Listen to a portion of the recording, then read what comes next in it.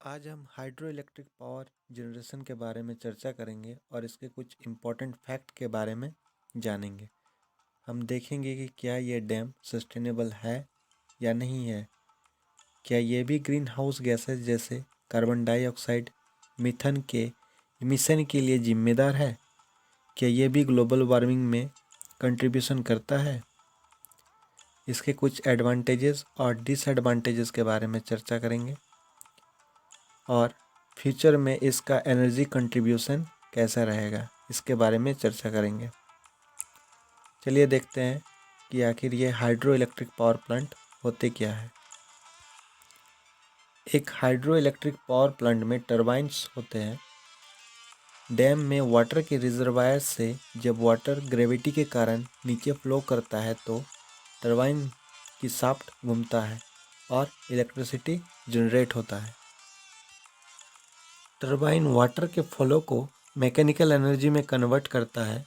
एक hydro electric generator इस mechanical energy को इलेक्ट्रिकल एनर्जी में कन्वर्ट करता है। जनरली हम डैम्स को कहीं भी इंस्टॉल नहीं कर सकते हैं। डैम्स बस कुछ चुनिंदा जगहों पर इंस्टॉल किया जा सकता है।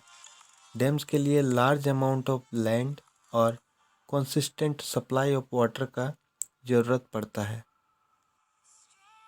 जनरली डैम्स उन्हीं एरियाज़ पर बिल्ड किया जाता है जहां पर वाटर का फ्लो दो माउंटेन या दो पहाड़ों के बीच होता है। इस वाटर को स्टोर करने के लिए एक मजबूत कंस्ट्रक्शन किया जाता है और डैम का निर्माण किया जाता है।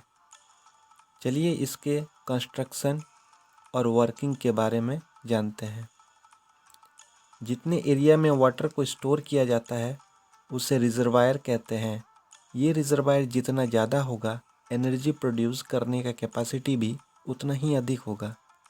इसमें वाटर पोटेंशियल एनर्जी के फॉर्म में स्टोर होता है। वाटर के फ्लो को मेंटेन करने के लिए इनटेक में एक गेट का यूज़ किया जाता है। वाटर का फ्लो जिस पाइप से होता है उसे पेन स्टॉक कहते हैं। ये पाइप पावर हाउस तक जाता है। पावर हाउस के जस्ट नीचे टरबाइन रहता है। जब वाटर टरबाइन के ब्लेड को स्ट्राइक करता है तो टरबाइन का शाफ्ट मूव करने लगता है और ये शाफ्ट एक जनरेटर से कनेक्टेड रहता है, जिसके कारण जनरेटर का शाफ्ट भी मूव करता है और जनरेटर में इलेक्ट्रिसिटी प्रोड्यूस होता है। इस जनरेटर से जो इलेक्ट्रिसिटी प्रोड्यूस होता है वो फर्दर एक स्टेप अप ट्रांसफार्मर को दे दिया जाता है।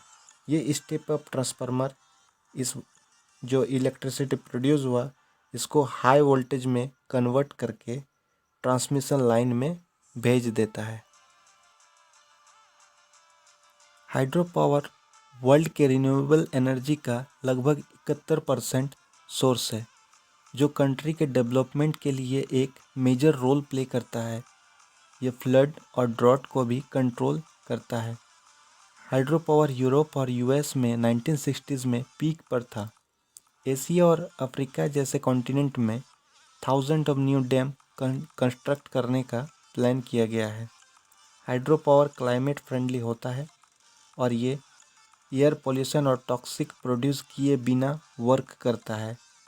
यूएस की एक स्टडी से यह पता चलता है कि approximately 200 million metric tons carbon को हाइड्रो पावर के कारण अवॉइड किया गया है, जो लगभग 38 मिलियन पैसेंजर कार्स जितना कार्बन प्रोड्यूस करता है उसके इक्वल है।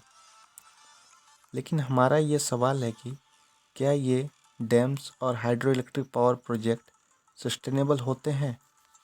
चलिए देखते हैं। एक नई स्टडी से यह पता चला है कि हाइड्रो इलेक्ट्रिक प्रोजेक्ट यूरोप और यूएस में एनवायरमेंटल के लिए डिजास्टर बना है। बहुत सारे डैम को डेंजरस और अनइकोनॉमिक पानी के कारण रिमूव किया जा रहा है।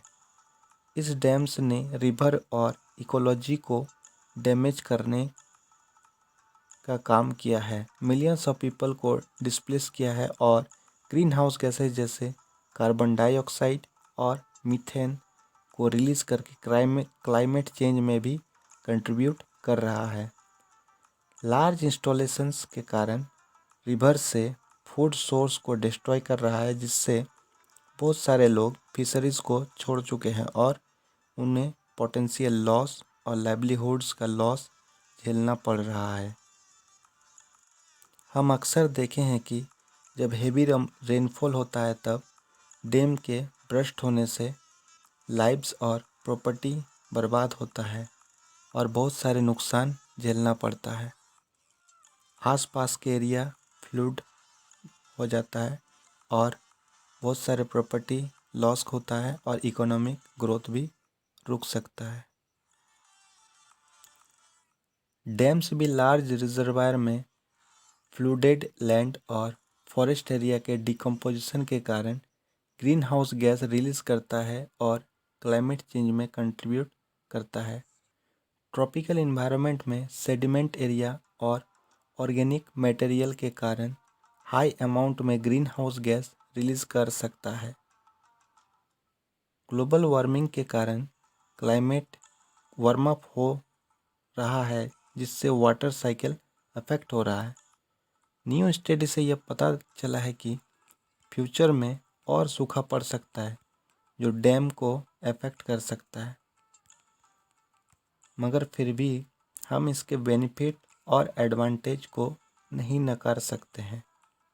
ये इंडस्ट्रियल और इरिगेशन पर्पस के लिए वाटर कंजप्शन को सप्लाई करके डायरेक्ट हेल्प पहुंचाता है। हाइड्रो इलेक्ट्रिक प्रोजेक्ट में कोई फॉसिल फ्यूल का रिक्वायरमेंट नहीं पड़ता है, इसलिए ये थर्मल पावर प्लांट के मुकाबले बेटर है और पॉल्यूशन फ्री है। हाइड्रो इलेक्ट्रिक पावर प्रोजेक्ट में एनर्जी प्रोड्यूस करना बहुत ही चीप होता है, क्योंकि इसमें डैम को बिल्ड करना और इक्विपमेंट को इंस्टॉल करना ही कॉस्ट आता है। उसके बाद ये continuous free source of energy देते रहता है।